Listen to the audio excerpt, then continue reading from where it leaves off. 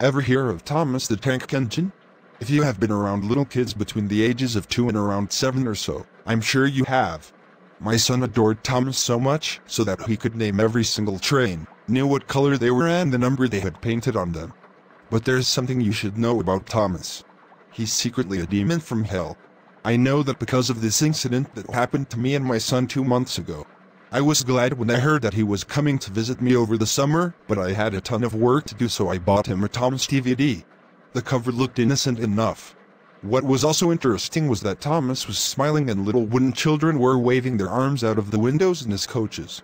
The DVD was called Thomas and the Children.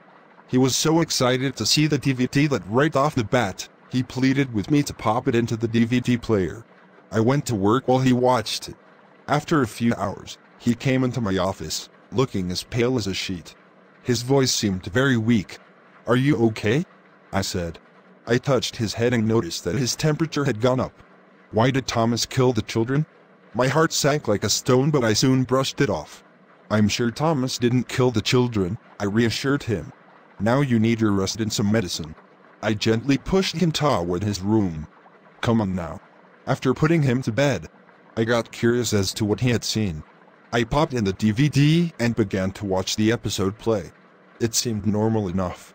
The episode began as Thomas was told to take a group of children to the seaside by the instructions of Sir Topham. I noticed something was wrong. There was no narrator in this episode. The episode then showed Thomas picking up the little wooden children and showed every single one of them climb on board. Then there was a scene with him zooming down the rails like he always did, and the kids were cheering. But up ahead, Bertie the bus was stuck on the level crossing, moaning for someone to help him. This is when the episode got strange. Bertie stared at Thomas in fear, but Thomas just smiled and sped up. He laughed and the kids were crying with tears coming down from their wooden faces. Immediately, Thomas crashed into Bertie, and pieces from both of them flew everywhere. Usually by now the narrator would say, "And luckily, no one was hurt," but there was no resonance for the kids. The episode then showed what happened inside the coaches. Wooden limbs were broken off, what looked like actual blood had been splattered everywhere. We see brief shots of their heads ripped off, and tears painted upon their faces.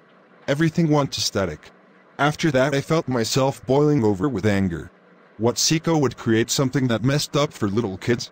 Then I paused the static. Messages started to appear on the screen like kill, obey, multiply and die. I watched the static and more different messages flashed on the screen, and on the bottom, one of them said R.I.P. Thomas. I threw the accursed thing in the trash after breaking it in half. I would not expose my child to any more of that trash. Before going to bed myself, I checked him. He was happily asleep and snoring, clutching his teddy. I had a nightmare from this, one where the children came into my room but they were lifelike and as tall as a normal person. Their twisted forms grabbed my limbs and pulled me apart, while I heard that blasted train laughing. Now I have woken up, covered in blood, knife in hand, and I'm afraid to check my son's room. I'm warning you, if you find a CD or DVD that had the episode, don't watch it. Just smash it.